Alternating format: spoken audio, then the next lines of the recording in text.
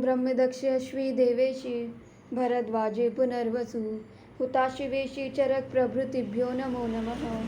पातंजल महाभाष्य चरके प्रतिसंस्कृते मनोवाक्काय दोषाणाम हरते अहिपतये नमः। सभी गुरुजनों और ऋषि मुनियों का वंदन करते हुए अपनी आज की सतत संहिता अध्ययन की कक्षा शुरू करेंगे।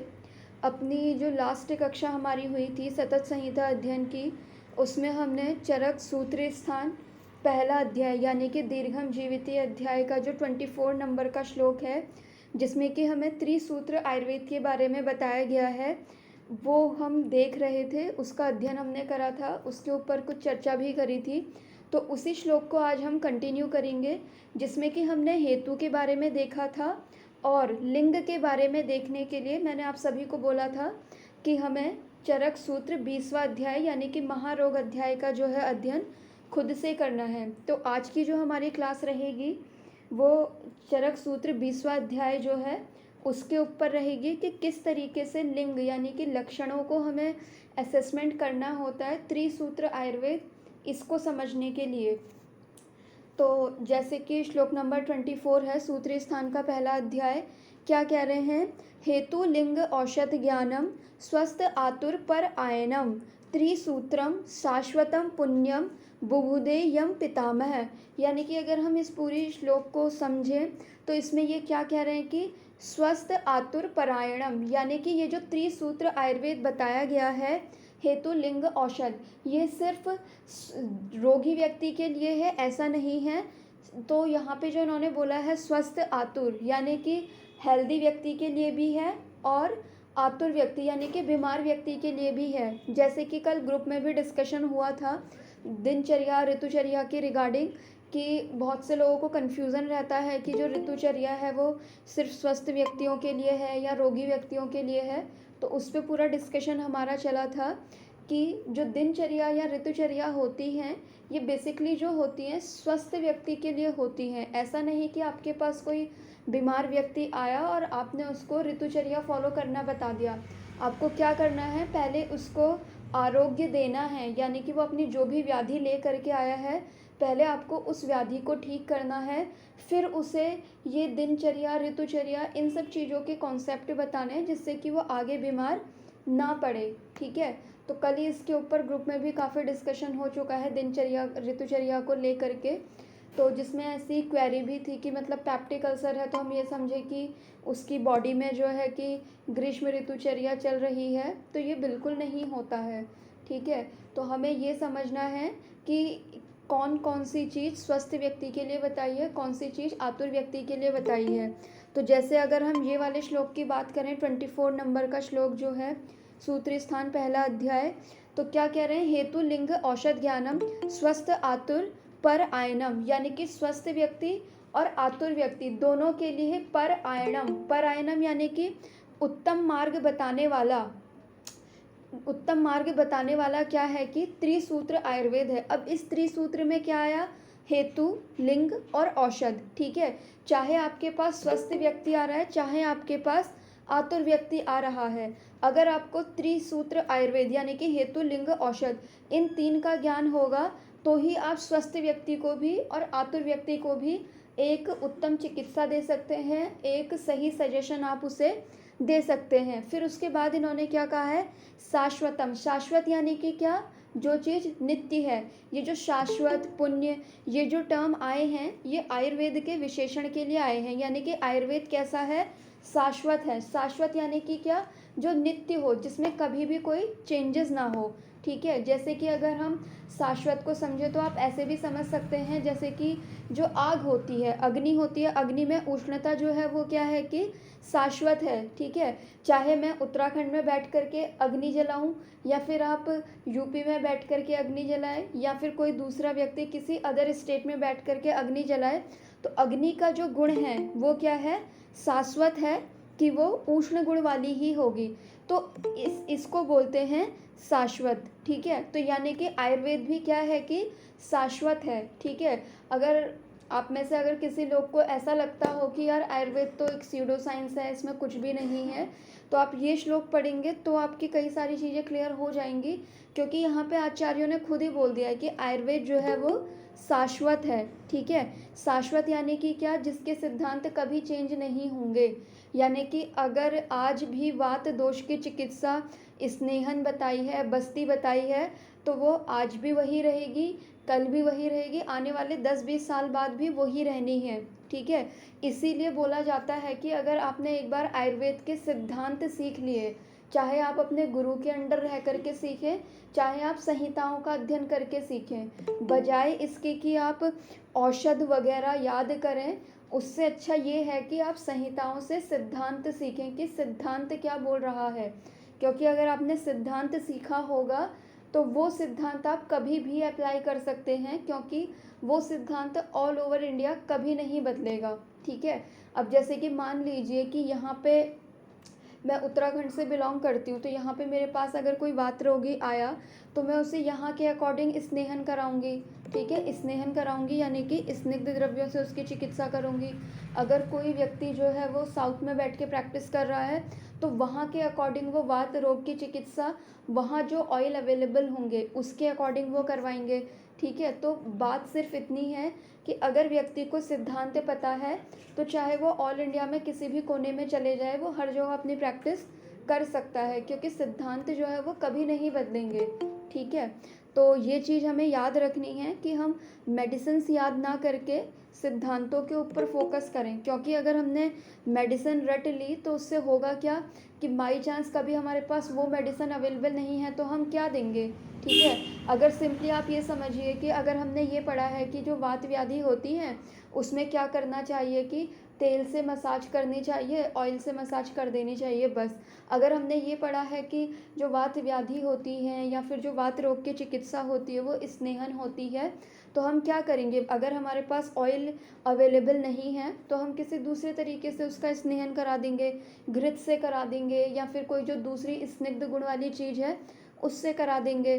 ठीक है, तो इसीलिए हमें सिद्धांत पता होने चाहिए। और ये जो सिद्धांत की बात निकली है वो निकली है इस शाश्वत टर्म से। ठीक है, आयुर्वेद जो है वो शाश्वत है, उसके सिद्धांत कभी चेंज नहीं होंगे, चाहे कोई सी भी व्याधि आ जाए। ठीक है, चाहे कोरोना आ जाए, डेंगू आ जाए, मलेरिया आ जाए, टाइफाइड आ जाए, कोई भी व्याधि आ जाए, अगर आपके सिद्धांत क्लियर हैं तो आप कोई भी व्याधि ट्रीट कर सकते हैं। इसी तरीके से अगर गायनी की बात करें, गायनी में चाहे पीसीओडी आ जाए, चाहे प्रोलैप्स वाली कंडीशन आ जाए, अगर आपके सिद्धांत क्लियर हैं तो आप वहाँ पे चिकित्सा कर लेंगे। ठीक है, अगर सिंपली अगर मैं आपको बताऊं तो आपने कई बार लोगों के लेक्चर सुने होंगे और उसमें वो लोग क्या बोलते हैं कि अगर किसी का यूट्रस प्रोलैप्स हो रहा होता है तो हम क्या करते हैं कि बस्ती चिकित्सा कर देते हैं। ठीक है, जिन लोगों ने अभी 20वां अध्याय पढ़ा होगा खुद से, तो वो उस चीज़ को कोरिलेट कर पा रहे होंगे कि क्यों हमने यूट्रस प्रोलैप्स होने पर या फिर हमने रेक्टल प्रोलैप्स होने पर हम बस्ती चिकित्सा क्यों हम प्रेफर करते हैं, और बस्ती चिकित्सा प्रेफर करने पर हमें रिज़ल्ट भी क्यों मिल जाते हैं। ठीक है, तो अभी इस चीज़ को हम आगे और डिस्कस करेंगे।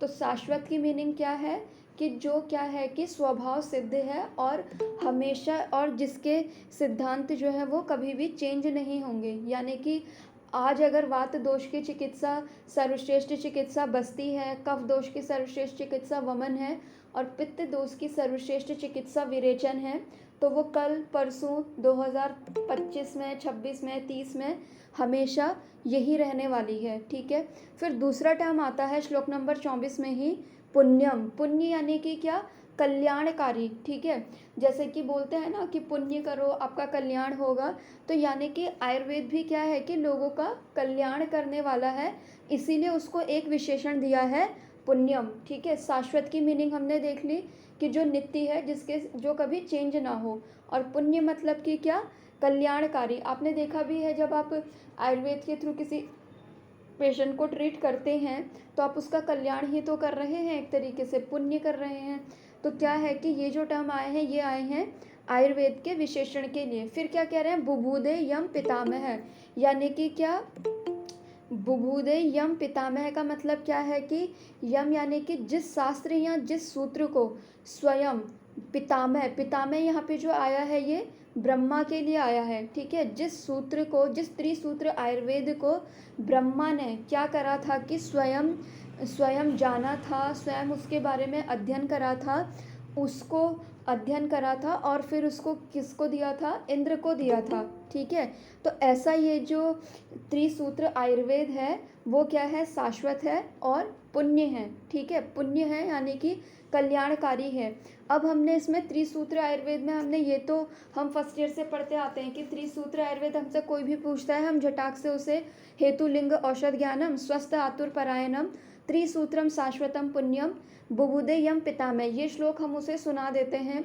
वाइवा में भी हम लोगों ने कई बार सुनाया होता है, लेकिन इस सूत्र की जो है अपनी एक अलग क्लिनिकल इम्पॉर्टेंस है। अगर आपने ये सूत्र समझ लिया तो आप हेल्दी पर्सन में और डिजीज़ पर्सन में दोनों में ही इसको यूज़ कर सकते हैं। जैसे कि कोटेशन में खुद ही बताया है, स्वस्थ आतुर परायणम, यानी कि स्वस्थ व्यक्ति के लिए भी है और आतुर व्यक्ति के लिए भी है, ठीक है। अगर हम सिंपल स्वस्थ व्यक्ति की बात करें तो स्वस्थ व्यक्ति में अगर हेतु लिंग औषध इसकी बात करें तो स्वस्थ व्यक्ति जैसे कि है, मान लीजिए हमारे पास कोई आतुर व्यक्ति आया, हमने उसको क्या करा कि ठीक कर दिया। मान लीजिए अम्ल पित्त का मेरे पास कोई पेशेंट आया, मैंने उसके अम्ल पित्त को ट्रीट कर दिया, अब उसे वापस से अम्ल पित्त की संप्राप्ति ना हो उसकी बॉडी में, तो मैंने क्या करा, वो एक तो उसको हेतु बताए, ठीक है। उसकी मैंने जब जब मैंने उसकी आतुर अवस्था में जब मैंने उसकी हिस्ट्री ली थी, तो हिस्ट्री लेते समय मैंने क्या करा कि उसके सारे हेतु काउंट करे कि ये ऐसे कौन से निदान कर रहा है, कौन से हेतु कर रहा है जिसकी वजह से इसके शरीर में अम्ल पित्त की संप्राप्ति घटित हो रही है। तो हमने क्या करा, पहले तो उसके आतुर वाली अवस्था में उसके हेतुओं को बंद करा करके उसको स्वस्थ प्रदान करा, यानी कि उसको आरोग्य दिया। और जब व्यक्ति आरोग्य हो गया तो हमने क्या करा कि उसे दिनचर्या का, ऋतुचर्या का, इन सब चीज़ों का कॉन्सेप्ट बता करके क्या करा कि उसे हेतु बता दिए, ये बता दिए जिससे कि उसे आगे चल के दोबारा से अम्ल पित्त ना हो या फिर कोई अन्य व्याधि ना हो, ठीक है। इसको देखिए आप इस तरीके से भी समझ सकते हैं, जैसे आपने देखा होगा कि पीसीओडी जो कि आजकल की इतनी कॉमन समस्या है फीमेल्स में, ठीक है, जिसकी वजह से इनफर्टिलिटी के केसेस भी बढ़ते ही जा रहे हैं। तो आपने देखा होगा कि एलोपैथ में भी जो ट्रीटमेंट चलता है क्या होता है कि हार्मोनल पिल्स वगैरह, लाइफस्टाइल थोड़ा मॉडिफाई करके वो ठीक तो कर देते हैं पेशेंट को, लेकिन कुछ टाइम के बाद दोबारा से पेशेंट में पीसीओडी डेवलप हो जाता है, ठीक है। तो वहीं जब अगर वो बंदा जो है आयुर्वेद में ट्रीटमेंट लेगा और आयुर्वेद में भी किसी ऐसे वैद्य से वो ट्रीटमेंट ले जो कि एक्चुअल में उसे सारी चीज़ें समझाए, ये नहीं कि पीसीओडी है तो चलो कांचनार गुग्गुल दे दो, या फिर पीसीओडी में अगर पीरियड्स नहीं आ रहे हैं तो चलो रजा प्रवर्तिनी वटी दे दो, या फिर किसी ने बोल दिया कि पीसीओडी में ये वाला सिरप चला देना चाहिए, अशोकारिष्ट दे देना चाहिए, तो उसने उस तरीके से ट्रीटमेंट करा। ऐसा वैद्य नहीं, अगर वो ऐसे वैद्य से जाकर के ट्रीटमेंट लेगा जो उसके हेतु लिंग औषध इन त्रिसूत्र के फॉर्म में अगर वो उसे ठीक करेगा, और ठीक करने के बाद वो क्या करेगा, उसका पीसीओडी ख़त्म हो गया, फिर उसके बाद वो उसे क्या करेगा कि दिनचर्या, ऋतुचर्या, ठीक है, वेग धारण हो गया, आचार रसायन हो गया, इन सब चीज़ों के बारे में बताएगा। और साथ ही जैसे कि अगर हम औषधि की बात करें स्वस्थ व्यक्ति के लिए, तो जो जैसे रसायन वाली चीज़ें आई हैं, बाजीकरण वाली चीज़ें आई हैं, ठीक है, व्यायाम का जो कॉन्सेप्ट आया है, तो वो छोटी छोटी चीज़ें हम अपने पेशेंट को बता सकते हैं जिससे कि उसको दोबारा बीमारी का अक्रेंस ना हो, ठीक है। तो ये चीज़ें हम तभी पेशेंट को बताएंगे जब हमें खुद पता होगा, ठीक है। वरना होता क्या है कि हम लोग आधा अधूरा सा ज्ञान लिए रहते हैं और उसके बाद हम करते क्या है, पेशेंट हमारे पास आया, हमने उसकी बीमारी भी ठीक कर दी, हमने उसकी सारी चीज़ें बंद करवा दी थी जब वो बीमार था, लेकिन जब वो बीमारी से ठीक हो गया तो भी हम उसको बिल्कुल परहेज से ही रख रहे हैं, उसको बोल रहे हैं कि नहीं तुम्हें ये नहीं खाना, वो नहीं खाना। तो हमें ऐसा नहीं करना है, हमें क्या करना है कि उसे प्रॉपरली गाइड करना है, ठीक है। क्योंकि कई बार आपने देखा होगा या आपके पास ऐसे पेशेंट्स भी आए होंगे जो कि क्या होता है, बहुत कम एज वाले होते हैं, ठीक है। अभी जैसे कि रिसेंटली मेरे पास कुछ कम एज वाले ही पेशेंट आकर के गए हैं, जैसे कि कुछ 22 साल के हैं, कुछ 28-29 साल के हैं। तो ये पेशेंट्स ऐसे हैं कि जिनको अगर हम पथ्य हमने फॉलो करवाया, चलिए ठीक है, हमने उन्हें पथ्य फॉलो करवाया जब उनकी बीमारी थी, क्योंकि उनकी बीमारी का हेतु बन रहा था, इसीलिए हमने उसको बंद करवा करके अपथ्य उनका बंद करवा करके पथ्य पे उन्हें रखा। लेकिन जब वो ठीक हो जाएंगे तो क्या वो, जैसे मान लीजिए अगर कोई रोगी 30 साल का है और अगर हम एक एवरेज आयु अगर इंसान की मांगे कलयुग में तो वो 100 वर्ष है, तो यानी कि 70 वर्ष तक क्या वो सिर्फ मरीजों वाला ही खाना खाते रहेगा, है ना कभी तो वो अपनी फैमिली फंक्शन भी अटेंड करेगा। तो वो बंदा अच्छे तरीके से अपनी फैमिली फंक्शन भी अटेंड कर सके तो हमें क्या करना है, उसकी बीमारी ठीक करने के बाद जब वो ठीक हो जाए तो 3 से 6 महीने तक उसे पथ्य फॉलो करवाना है। और फिर धीरे धीरे धीरे करके उसको बोलना है कि जो जो चीज़ें हमने तुम्हें अपथ्य बोली थी उस टाइम पे, अब तुम उसे लेना स्टार्ट कर सकते हो। लेकिन शर्त सिर्फ इतनी ही है कि तुम्हें दिनचर्या का, ऋतुचर्या का, वेग धारण वाला जो कॉन्सेप्ट है हमारा, उन सब चीज़ों को फॉलो करना होगा, ठीक है।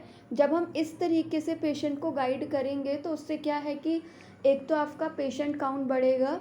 क्यों बढ़ेगा? क्योंकि पेशेंट जो है एक तो ठीक हो रहा है, दूसरा आप उसे ये भी बता रहे हो कि दोबारा से आपको ये बीमारी ना हो उसके लिए आपको क्या क्या चीज़ें करनी है, ठीक है। क्योंकि मोस्टली होता क्या है, आयुर्वेद का ट्रीटमेंट लोग इसलिए लेना प्रेफर नहीं करते हैं क्योंकि लोगों को परहेज करना बिल्कुल भी पसंद नहीं है, ठीक है। आप देखते भी हैं कि एलोपैथ में अगर हम अपना ट्रीटमेंट कराने जाते हैं या कोई कॉमन पब्लिक जाती है वहाँ पे, तो वहाँ पे किसी भी तरीके का कोई रिस्ट्रिक्शन नहीं होता है। ना वो किसी चीज़ को खाने के लिए मना करते हैं, ना वो बोलते हैं कि ये चीज़ आपको खानी है, ठीक है। अगर कोई पेशेंट पूछ भी देता है उनसे तो बस वो सिंपल उन्हें बोल देते हैं कि हाँ सर्दी जुकाम है तो ठंडी और खट्टी चीज़ें मत खाओ, ठीक है। इसके अलावा बाकी वो कोई चीज़ नहीं बोलते हैं। और पेशेंट चाहे पथ्य फॉलो करे या ना करे, उन्हें कोई मतलब नहीं होता है उस चीज़ से। तो अगर आपके पास अगर कोई पेशेंट आ रहा है तो आप क्या कर रहे हैं, एक तो उसको आरोग्य दे रहे हैं और दूसरा बात उसे आप क्या समझा रहे हैं कि आपको ये बीमारी दोबारा ना हो, उसके लिए आप उसे दिनचर्या, ऋतुचर्या, इन सब चीज़ों का भी कॉन्सेप्ट बता रहे हैं, ठीक है। तो इससे होता क्या है कि पेशेंट आपकी माउथ टू माउथ पब्लिसिटी करता है और वो पेशेंट आपके पास भेजते ही रहेगा, ठीक है। अभी भी जैसे अगर मैं अपने पेशेंट्स का बताऊं तो मैंने अपने पेशेंट्स में मैंने कई सारी चीज़ें बंद करवाई थी, लेकिन ये है कि अब जब वो नॉर्मल कंडीशन में आ रहा है तो धीरे धीरे करके, ठीक है, धीरे धीरे करके उसको जो अपथ्य था उसके लिए उस टाइम पे उन चीज़ों का भी सेवन कराना फिर स्टार्ट करा है, ठीक है।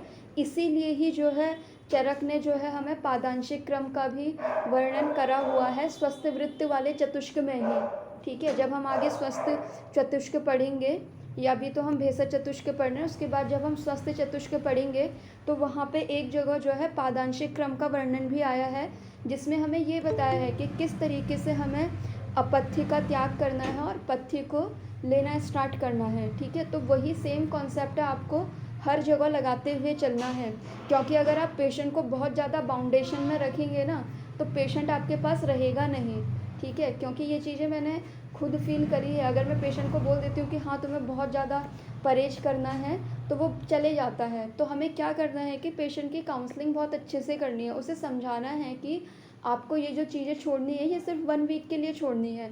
और 1 वीक में छोड़ने पे जब उसे रिलीफ मिलना स्टार्ट होता है तो वो ऑटोमेटिकली वही पथ्य जो है वो फॉलो कर लेता है 2 वीक तक, 3 वीक तक, पूरे 1 मंथ तक फिर वो उसे फॉलो कर लेता है, ठीक है। तो ये तो बात हुई हमारे स्वस्थ व्यक्ति के लिए और आतुर व्यक्ति के लिए। इसमें हमने हेतु के बारे में पढ़ा था कि हेतु के लिए हमने देखा था चरक सूत्र का 28वां अध्याय, जिसमें ये बताया गया था कि हमारा शरीर जो है वो आहार से बना हुआ है, इसीलिए अगर शरीर में व्याधि उत्पन्न हो रही है तो उसका भी कहीं ना कहीं कारण हमारा आहार ही होता है, ठीक है। इसीलिए आपने देखा होगा कि जो भी अच्छे अच्छे वैद्य हैं वो अपने पेशेंट की डाइट हिस्ट्री ज़रूर पूछते हैं कि वो सुबह उठ करके क्या क्या खाता है, क्या क्या पीता है, ठीक है। फिर हम इसके सेकंड उसमें आए थे, उसमें हमने देखा था लिंग के बारे में। तो आज हम लिंग यानी कि इन लक्षणों के बारे में ही देखेंगे।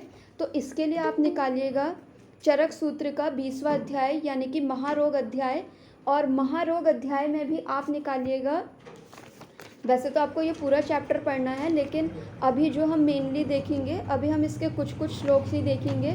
तो अभी इसमें आप निकालिए श्लोक नंबर 12, चरक सूत्र स्थान 20वां अध्याय यानी कि महारोग अध्याय और श्लोक नंबर 12। और इस श्लोक नंबर 12 के थ्रू हम ये देख रहे हैं कि जो त्रिसूत्र आयुर्वेद में लिंग बताया गया यानी कि लक्षण जो बताए गए हैं वो हमें कैसे देखने होते हैं हर व्यक्ति में, हर आतुर में या फिर स्वस्थ व्यक्ति में। तो देखिए क्या कह रहे हैं, सर्वेषु अपि खलु एतेषु वात विकारेषु उक्तेषु अन्येषु च अनुक्तेषु वायो इदम आत्मरूपम अपरिणामी कर्मणश्च स्वलक्षणम। यानी कि क्या कह रहे हैं, सभी प्रकार के, यानी कि इससे पहले वाले श्लोक में आपने देखा होगा कि वात से होने वाले उन्होंने 80 प्रकार के नानात्मज विकार बताए हैं। ठीक है, तो इसमें देखिए सबसे पहले तो हमें ये पता होना चाहिए कि सामान्यज विकार क्या होते हैं और नानात्मज विकार क्या होते हैं। तो अगर सामान्यज और नानात्मज विकार की बातें वो करें तो सामान्यज के लिए क्या बोला है चक्रपाणि ने, सामान्यजा इति वात आदि भी प्रत्येकम मिलितेश्च ये जन्यते। यानी कि ऐसी व्याधियाँ जो क्या होती हैं कि वात पित्त और कफ इन तीनों के आपस में मिलने से होती है। या तो क्या होगा कि वात और पित्त मिला हुआ होगा या तो पित्त और कफ मिला हुआ होगा। ठीक है, ऐसा नहीं होगा कि उसमें सिर्फ एक दोष का इन्वॉल्वमेंट होगा। तो ऐसी जो व्याधियाँ होती हैं जिनमें कि हमें तीनों दोषों के ही एक तरीके से सिम्टम्स देखने को मिलते हैं उसे हम बोलते हैं सामान्य व्याधियाँ। नानात्मज व्याधि क्या होती हैं, जो कि क्या होती हैं सिर्फ वात से, सिर्फ पित्त से और सिर्फ कफ से होने वाली जो व्याधियाँ हैं।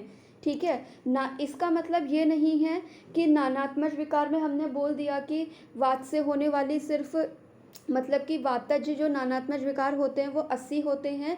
तो उसका मतलब ये नहीं है कि सिर्फ उसमें वात ही होगा, दूसरे दोष का भी अनुबंध होगा, लेकिन जो ज़्यादा डोमिनेंट दोष होगा वो क्या होगा, उसमें वात होगा। ठीक है, अगर सिंपली अगर हम इसका एक एग्जाम्पल समझें तो श्लोक नंबर 11 देखिएगा जिसमें कि उन्होंने बताया है, तत्र आदव वात विकाराणाम अनुव्याख्यास्यामः तद्यथा नखभेदश्च विपादिका पादशूलम पादभ्रंशश्च पादसुप्तिता पिंडिको द्वेष्टन गृधसी।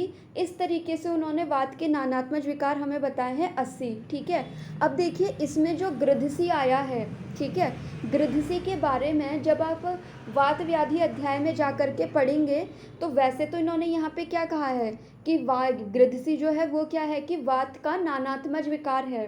ठीक है, लेकिन जब आप चिकित्सा स्थान में जा कर के वात व्याधि में गृधसी पढ़ेंगे तो वहाँ पे हमें क्या बताया है कि गृधसी 2 प्रकार की होती है, एक होती है सिर्फ वातज, एक होती है वात कफज। ठीक है, तो इसीलिए हमें नानात्मज विकार में ये समझना है कि जैसे कि अगर सिर्फ उन्होंने वात के नानात्मज विकार बोला है तो उसमें हमें ये भी समझना है कि वात के साथ साथ दूसरे दोषों का भी अनुबंध होगा।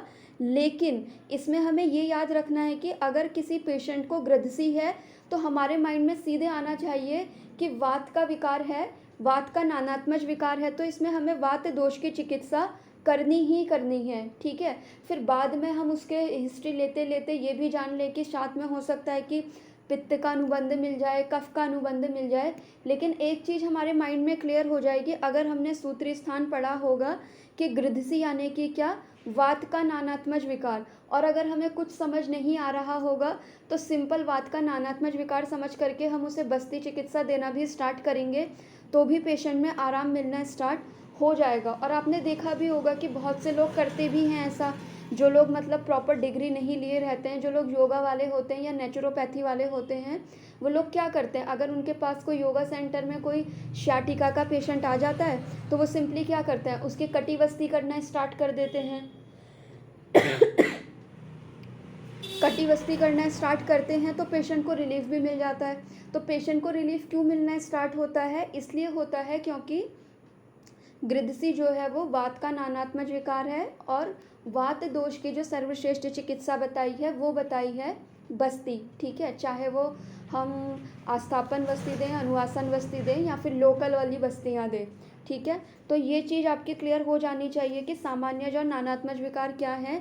नानात्मज विकार में भले ही ये बोल दिया हो कि सिर्फ वात से होने वाले, सिर्फ पित्त से होने वाले, सिर्फ कफ से होने वाले विकार 80, 40, 20 होते हैं, लेकिन आपको इसमें ये भी बात ध्यान में रखनी है कि उसमें दूसरे दोष का भी अनुबंध होगा, लेकिन ये है कि दूसरे दोष का अनुबंध जो है वो कम मात्रा में होगा, ठीक है। जैसे सिंपली अगर हम प्रमेय की बात करें तो प्रमेय में भी क्या बोला जाता है कि प्रमेय जो है उसमें तीनों दोषों का इन्वॉल्वमेंट होता है, लेकिन जो मुख्य दोष होता है वो क्या रहता है, कफ दोष रहता है, ठीक है। इसी तरीके से अगर कुष्ठ की बात करें या फिर अन्य व्याधियों की बात करें तो उस तरीके से हमें ये चीज़ें समझनी होगी। अब इसके बाद जो हमें मेन देखना था वो हमें देखना था श्लोक नंबर 12।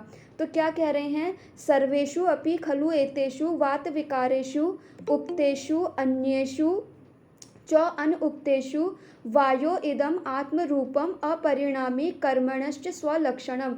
यानी कि क्या कह रहे हैं, इससे पहले वाले श्लोक में जो हमने आपको वात के 80 प्रकार के नानात्मज विकार बताए हैं, ठीक है, एक तो वो हो गए, इसके अलावा जो विकार हमने यहाँ पे नहीं बताए हैं, ठीक है, क्योंकि देखिए आजकल के टाइम पे नई नई व्याधियाँ निकल करके आ रही हैं, जैसे थायराइड के फॉर्म में निकल करके आई, पीसीओडी के फॉर्म में निकल करके आई, प्रोलैप्स के फॉर्म में निकल करके आई। तो इस तरीके से तो आचार्यों ने वर्णन नहीं करा है, ठीक है, तो हम इनकी चिकित्सा कैसे करेंगे। तो उसके लिए यहाँ पे ये क्या बोल रहे हैं कि 80 प्रकार के वात रोगों में जो कि हमने यहाँ बताए हैं, उक्तेषु च अनुक्तेषु, यानी कि जो हमने कह दिए हैं और जो हमने नहीं कहे हैं, ठीक है, उन सभी प्रकार के वात रोगों में क्या होता है कि वायु का कुछ आत्मरूप यानी कि उसका कुछ पर्टिकुलर गुण होता है जो कि हर व्यात व्याधि में होगा ही होगा, ठीक है। यानी कि कुछ हम उसके ऐसे तुम्हें लक्षण बता रहे हैं, कुछ उसके ऐसे कर्म बता रहे हैं जो सारी व्यात व्याधियों में जो कि हमने वर्णन किया है या फिर नहीं किया है उनमें वो मिलेंगे ही मिलेंगे, ठीक है। तो इसीलिए आपको क्या करना है, कहीं पे भी अगर ऐसे लक्षण आपको देखने को मिले तो सीधे आपके माइंड में आना चाहिए कि अच्छा ये लक्षण दिख रहा है यानी कि वात दोष है, और आपको बिना कुछ सोचे समझे वात की चिकित्सा उसमें करनी ही करनी है, ठीक है। तो सिंपली देखिए इसमें इन्होंने क्या बताया है कि जो हमने यहाँ पे बताए हैं और जो हम लक्षण बताएंगे ये वायु के ऐसे लक्षण हैं जो कि कभी नहीं बदलते हैं, ठीक है। वायु का ऐसा कर्म है जो कभी भी चेंज नहीं होगा, चाहे हम आज पढ़ें, कल पढ़ें, परसों पढ़ें, आने वाले 10 साल बाद पढ़ें, या फिर हमारे जो गुरुजनों ने आज से 10 साल पहले पढ़ा होगा तो भी वात के यही गुण रहे थे, आज भी वही हैं और आने वाले टाइम पे भी वही रहेंगे, और उसके कर्म भी हमारे शरीर में एज इट इज़ ऐसे ही रहेंगे, ठीक है। इसीलिए अगर आपने ये सिद्धांत समझ लिया तो आप कोई भी व्याधि ट्रीट कर सकते हो, ठीक है। तो क्या कह रहे हैं, स्वलक्षण कर्मणश्च स्वलक्षणम, यानी कि वायु के कभी ना बदलने वाले कर्म और उसके लक्षण हम यहाँ पे बता रहे हैं, जिन कर्म तथा लक्षणों को देखकर हम ये समझ सकते हैं कि या फिर ये वैद्य ये समझ सकता है कि ये वात का ही विकार है, ठीक है। फिर उन्होंने उसमें क्या बताया है, मतलब कि बिना किसी डाउट के, ठीक है। मान लीजिए कहीं पे क्या कह रहे हैं, तद्यथा रौक्ष्यम, अगर कहीं पे रुक्षता हो रही है, ठीक है। मान लीजिए आपके पास कोई स्किन का पेशेंट आया, ठीक है, स्किन का पेशेंट आया, उसने आपको अपना कोई दाद दिखाया, लेकिन उस दाद में क्या है, रुक्षता हो रही है, ठीक है। वैसे तो हमें पता है कि जितने भी कुष्ठ होते हैं उसमें हमें पित्त की चिकित्सा करनी ही है, लेकिन अगर वहाँ पे आपको दिखी कि वहाँ पे रुक्षता हो रही है उसके दाद में, तो आपके माइंड में सीधे क्या आना चाहिए, रुक्षता हो रही है यानी कि वात दोष का इन्वॉल्वमेंट भी होगा और हो सकता है कि ये वातज कुष्ठ हो, ठीक है। इसी तरीके से मान लीजिए कि अगर किसी को बहुत ज़्यादा हार्ड स्टूल आ रहा है, बहुत ही रूखा मल आ रहा है, सूखा मल आ रहा है, ड्राइनेस लिए हुए मल आ रहा है, तो भी आपके माइंड में सीधे क्या आना चाहिए, वात दोष का इम्बैलेंस, ठीक है। मान लीजिए अगर सिंपल हम मलबद्धता यानी कि कॉन्स्टिपेशन की ही अगर हम बात करें तो इसमें होता क्या है, पेशेंट आता है कई बार और सिंपल पेशेंट अपनी लैंग्वेज में क्या कहता है कि डॉक्टर साहब मेरा ना पेट सूख गया है, बिल्कुल ही लैट्रिन जो है बहुत टाइट आ रही है। तो जैसे ही पेशेंट ने बोला कि मेरा पेट जो है सूख गया है यानी कि रुक्षता आ गई है, कहीं पे रुक्षता आएगी तो ही तो वहाँ पे ड्राइनेस रहेगी ना, सूखना यानी कि ड्राइनेस होना एक तरीके से। अगर पेशेंट ने ये बोला तो आपको क्या करना है कि उसके वात का शमन करना है, बजाय इसके कि आप उसे कोई हमारा उठा करके लेग्जेटिव दे दें, ठीक है। तो हमें क्या करना है कि उसके अंदर की जो रुक्षता है उसको हमें ख़त्म करना है। मान लीजिए पेशेंट ने ये बोला कि मेरा पेट सूख गया है, बहुत हार्ड स्टूल आ रहा है, तो ये तो उसने हमें क्या बताया, लक्षण बताया, ठीक है।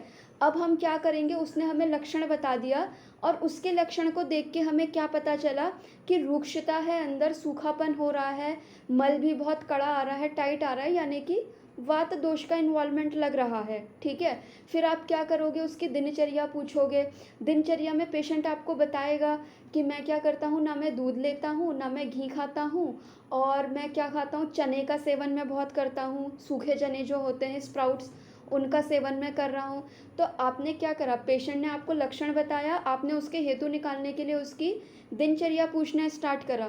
तो जब उसने अपनी दिनचर्या बतानी स्टार्ट करी तो उसने क्या कहा कि मैं ना घी खाता हूँ, ना मैं दूध पीता हूँ, और मैं क्या लेता हूँ, चने लेता हूँ। यानी कि वो स्निग्ध चीज़ें कुछ नहीं ले रहा है, ना वो दूध ले रहा है स्निग्ध चीज़ों में, ना वो घी ले रहा है। इवन आप उसकी और हिस्ट्री पूछेंगे तो वो बोल देगा कि मैं बॉईल करके खाना खाता हूँ, ठीक है। इसके अलावा और वो क्या बोल देगा कि मैं तो पेट साफ करने के लिए वो लेता हूँ, सैलड वगैरह लेता हूँ, ठीक है। तो और चने वगैरह लेता हूँ मैं, ठीक है। तो चना क्या करता है, सबसे ज़्यादा वात का प्रकोप करता है। तो यानी कि पेशेंट क्या कर रहा है, खुद ही ऐसे हेतुओं का सेवन कर रहा है जो कि उसकी वात को प्रकोपित करें और बॉडी के अंदर क्या करें, वात के रूक्ष गुण को बढ़ाएं, ठीक है। तो देखिए कई बार हमें लगता है कि ना हम पेशेंट के हेतु कैसे निकालें, तो हेतु ऐसे ही निकाले जाते हैं। पेशेंट आपको लक्षण बताएगा, लक्षण के बाद आपको क्या करना है कि उसकी दिनचर्या पूछनी है और दिनचर्या में देखना है कि वो ऐसे कौन से चीज़ें कर रहा है।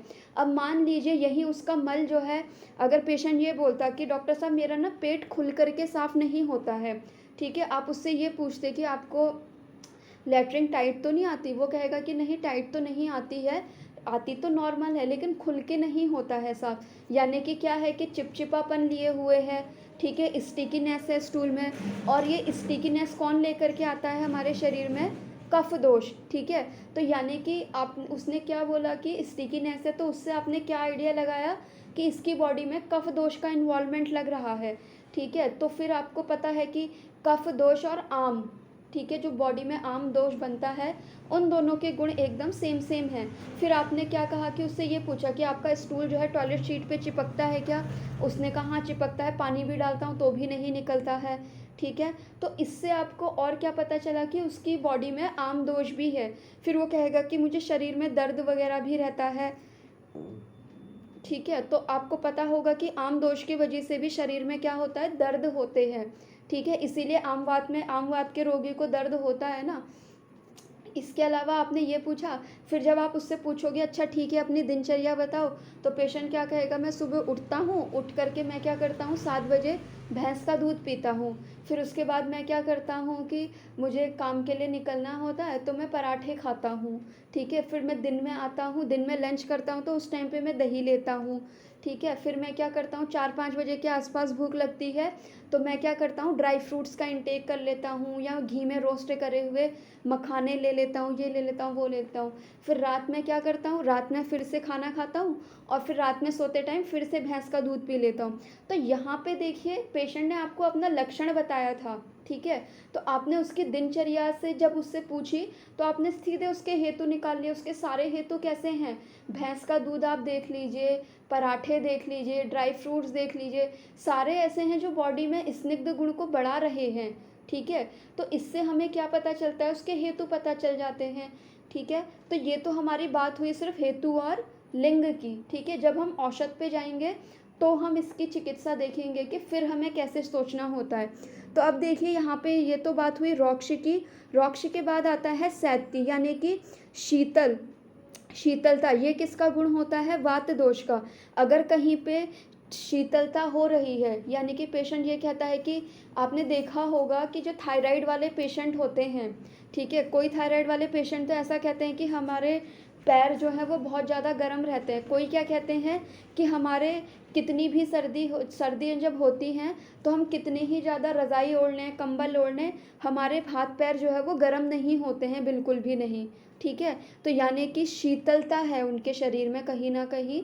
तो यानी कि उनके शरीर में किस दोष के इम्बैलेंस चल रहा है, वात दोष का, ठीक है। अब देखिए वात के साथ साथ दूसरा दोष का भी अनुबंध होगा, लेकिन ये गुण देख करके आपके माइंड में सीधे आ जाना चाहिए, शीतलता अगर कोई बता रहा है तो यानी कि वात दोष। फिर क्या कह रहे हैं, लघुता, विशदता, गति यानी कि चंचलता। ठीक है, अब देखिए गति अगर किसी की ज़्यादा हो, गति देना किसी चीज़ को, ठीक है, अगर कोई पेशेंट आपके पास ये बोल रहा है कि मेरा दिल जो है ना वो बहुत ज़ोर ज़ोर से धड़कता है, जिसको सिंपली लोग पैल्पिटेशन बोल देते हैं आजकल, ठीक है, तो आपको क्या करना है, गति, गति देना किसका काम बताया है इन्होंने यहाँ पे, वात दोष का।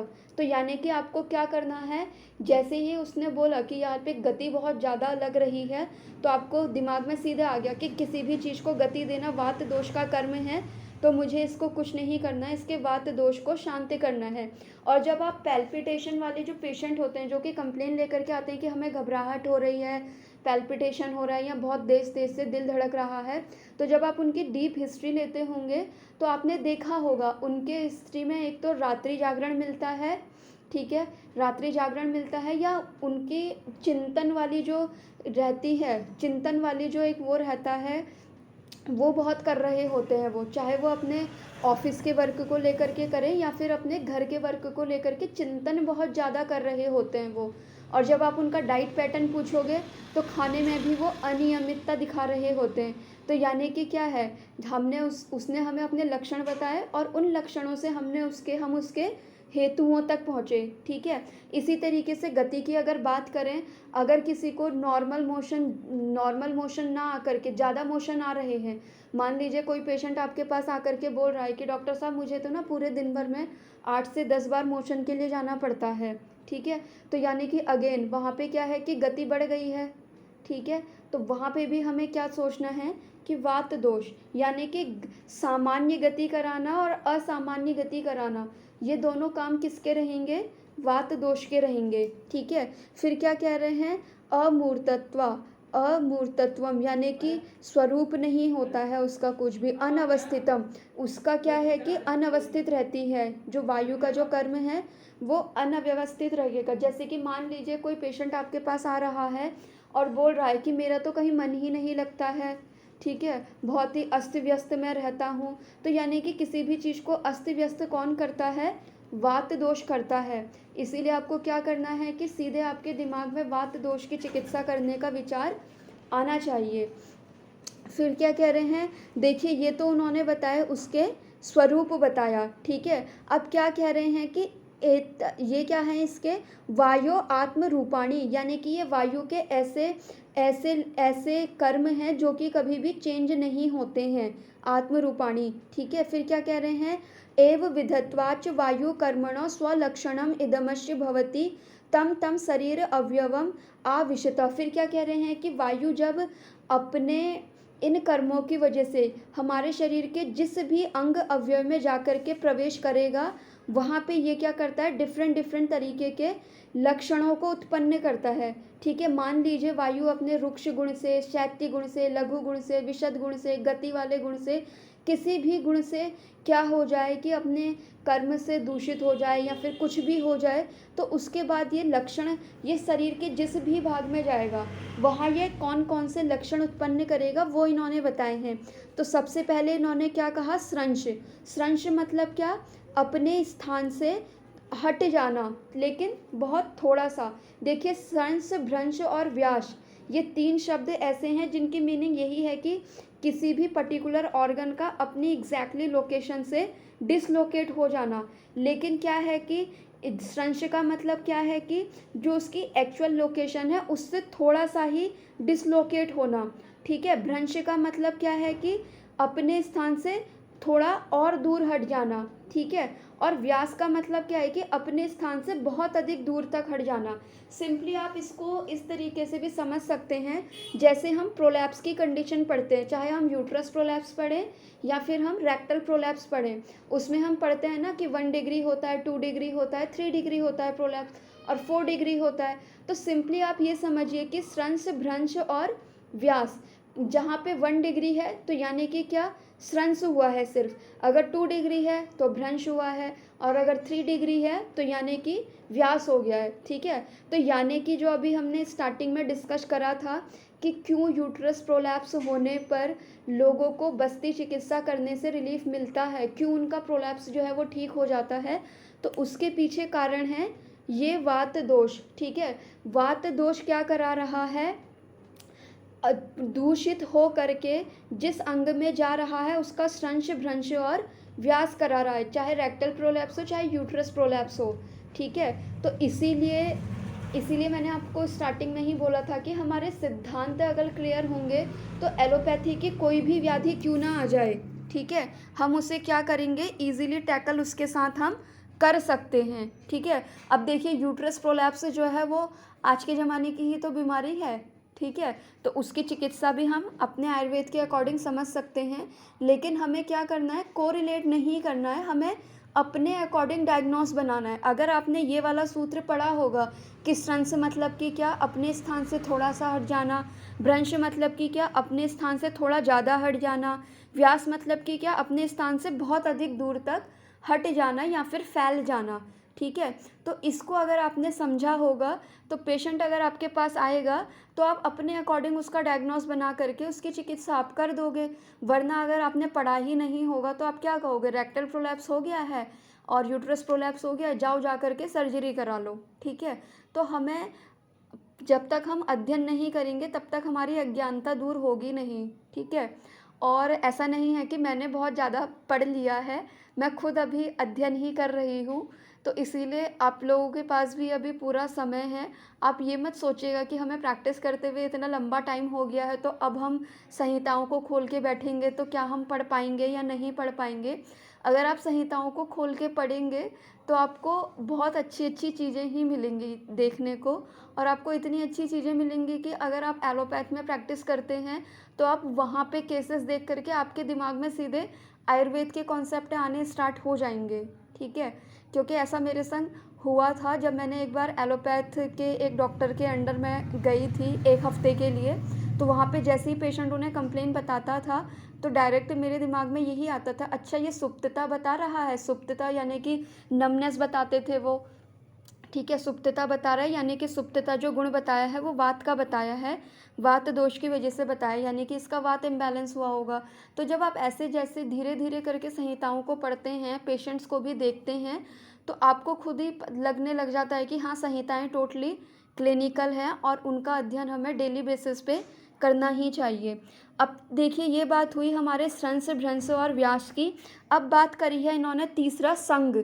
संग बोलते हैं एक तरीके से रुकावट हो जाना, ठीक है, संग हो जाना कहीं पे, जैसे स्रोतसों में संग हो जाता है, तो यानी कि कहीं पे अगर कोई रुकावट हो रही है तो भी हम ये समझ सकते हैं कि उस रुकावट का कारण क्या है कि वात दोष हो सकता है, ठीक है। संग यानी कि रुकावट कर देना, रोक देना किसी चीज़ को, ठीक है। जैसे कि आपने देखा होगा कि अगर किसी की वायु प्रकोपित हो जाती है तो उसके मल और मूत्र का संग हो जाता है, ठीक है।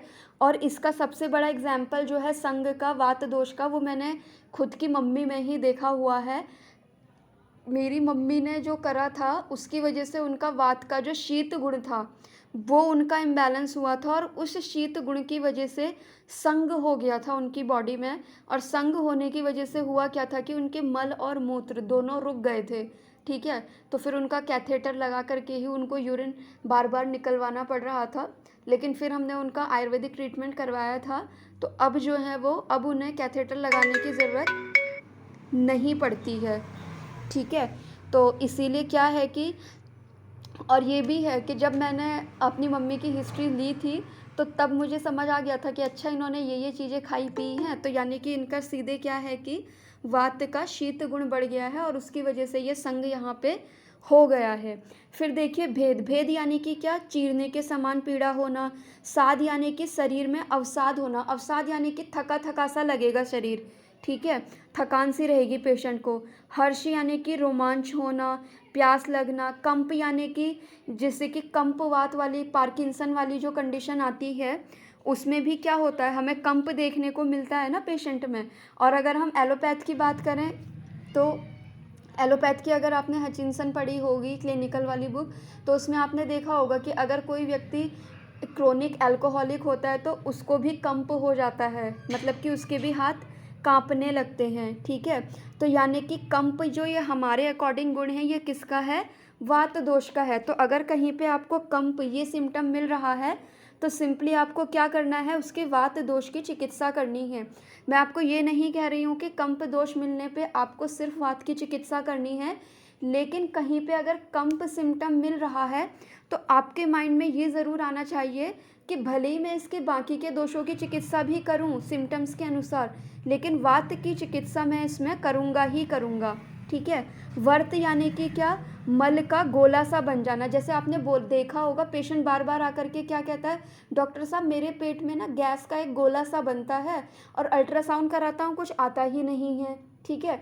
क्योंकि ऐसा पेशेंट जो है रिसेंटली अभी कुछ टाइम पहले ही मेरे पास आके गया था और उसकी यूएसजी वगैरह सारी रिपोर्ट्स उसकी क्लियर थी, और इवन वो मुझे हाथ से उसने टच करके भी दिखाया था कि मैम ये देखिए कि ये गोला सा है मेरे अंदर।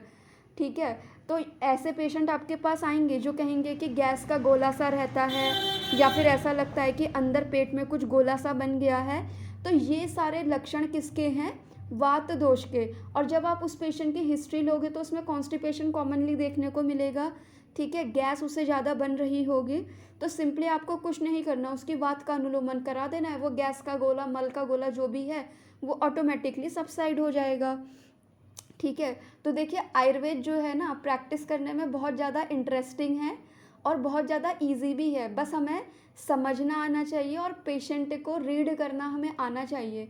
हमें ऐसा नहीं होना चाहिए कि पेशेंट ने बोला कि मेरे पेट में गैस का गोला बन रहा है और मैंने अल्ट्रासाउंड करवाया, कहीं कुछ नहीं आया। ठीक है। कई बार होता क्या है कि जब पेशेंट ये सब चीज़ें एलोपैथ डॉक्टर को जाकर के बोलता है तो वो उसको हंसी मजाक में टाल देते हैं कि जब अल्ट्रासाउंड में कुछ नहीं आ रहा है तो तुम क्या पागलों जैसी बातें कर रहे हो कि गैस का गोला है या फिर ये है वो है, कि ये देखो रिपोर्ट, इसमें कुछ नहीं है। तो वहीं पे ही हम लोग का रोल बहुत प्ले होता है जब हम पेशेंट की बात सुनते हैं और समझते हैं। ठीक है। क्योंकि एलोपैथ में ऐसी चीज़ कहीं दी नहीं गई है कि गैस का गोला बन जाता है या मल का गोला बन जाता है। ठीक है। ये तो हमारे आयुर्वेद में बताया गया है, और हमारे आयुर्वेद में भी अगर हमने संहिता पढ़ी होगी तभी हम पेशेंट की बात समझ पाएंगे।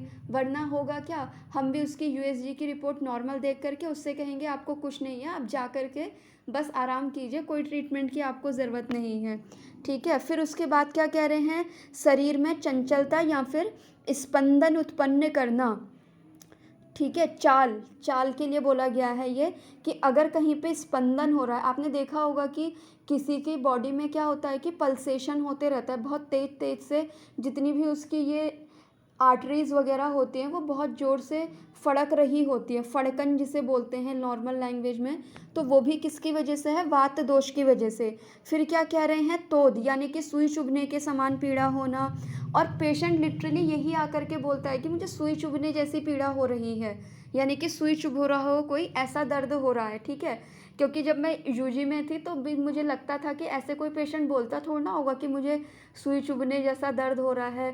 लेकिन जब मैं प्रैक्टिस में आई और जब मैंने पेशेंट से बात करना स्टार्ट करा तो पेशेंट लिटरली यही टर्मिनोलॉजी यूज़ करता है जो अपने आयुर्वेद में लिखी गई है, कि मुझे सुई चुभने जैसी दर्द हो रही है, मुझे ऐसा लग रहा है जैसे शरीर पे चींटियाँ चल रही हों, मुझे ऐसा लग रहा है जैसे कि मुझे बहुत सारे लोगों ने मुझे घूंसे से मारा हो, इस तरीके का पेन हो रहा है। ठीक है। हम जब बिना पेशेंट देखे हुए संहिता पढ़ते हैं तो हमें लगता है कि यार क्या संहिता में ऐसी कॉमेडी सी बातें लिखी हुई हैं कि सुई चुभने की सी पीड़ा होगी, किसी ने घूंसे से मार दिया है ऐसी पीड़ा होगी।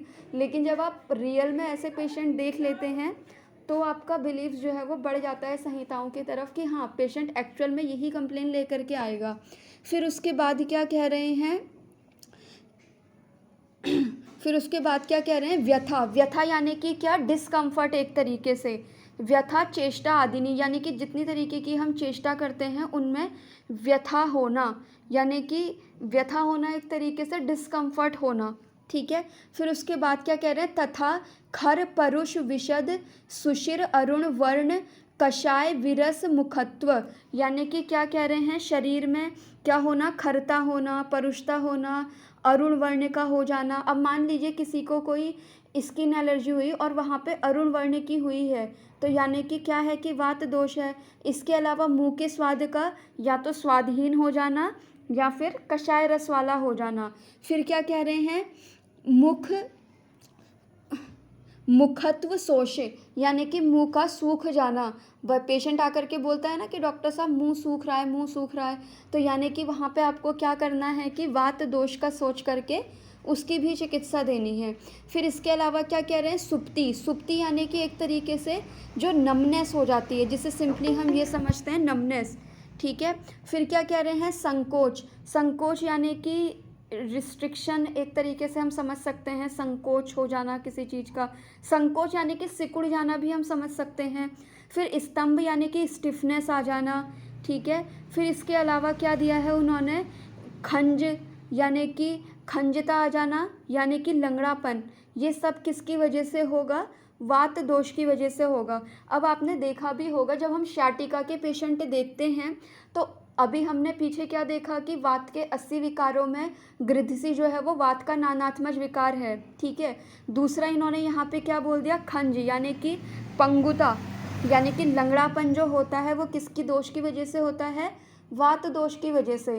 तो आप देखिए आपने सियाटिका के पेशेंट देखे होंगे तो उनमें क्या होता है कि अगर उनका ट्रीटमेंट सही से हो जाता है तो सही हो जाता है, अगर ट्रीटमेंट प्रॉपरली नहीं हुआ होता है तो वो लंगड़ा के चलना स्टार्ट कर देते हैं, ठीक है। तो आप समझिए कि वात क्या से क्या करा रहा है इंसान में। भले ही वो व्यक्ति जन्म से लंगड़ा ना हो, लेकिन धीरे धीरे करके वात अगर किसी की प्रकोपित हो जाती है तो वो उसको लंगड़ा तक बना देती है, ठीक है। तो इस तरीके से इन्होंने क्या कहा है, खंजता आदिनी च वायो कर्माणि ते अन्वितम वात विकारम एव अवध्यशेत। क्या कह रहे हैं, इन लक्षणों से ये सारे क्या कहे गए हैं, वायु के कर्म लक्षण हमने आपको यहाँ पे बता दिए हैं। इन लक्षणों से युक्त कोई भी रोग अगर शरीर में उत्पन्न हो तो उसे हमें वात विकार ही मानना चाहिए, ठीक है। तो यानी कि इन लक्षणों, ये लक्षण जो हैं ये आपके टिप्स पे होने चाहिए, ठीक है। कि अगर कहीं पे खंजता मिल रही है, स्तंभ मिल रहा है, संकोच मिल रहा है, पेशेंट तो आपको आके बोल देगा कि मेरी बॉडी में स्टिफनेस हो रही है, तो आपको ये ध्यान रखना है कि स्टिफनेस होना यानी कि स्तंभन, स्तंभ, ये किस किस दोष के बारे, किस किस दोष के लक्षण में बताया हुआ है, ठीक है। अब जो है इसके आगे का यानी कि पित्त और कफ दोष का जो है वो हम कल की क्लास में देखेंगे। अगर किसी की कोई क्वेरी है तो वो पूछ सकते हैं या फिर ग्रुप में मैसेज कर दीजिएगा। अगर ग्रुप में भी नहीं करना है तो पर्सनली भी मैसेज कर सकते हैं।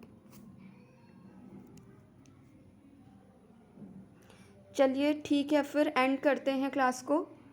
Thank you.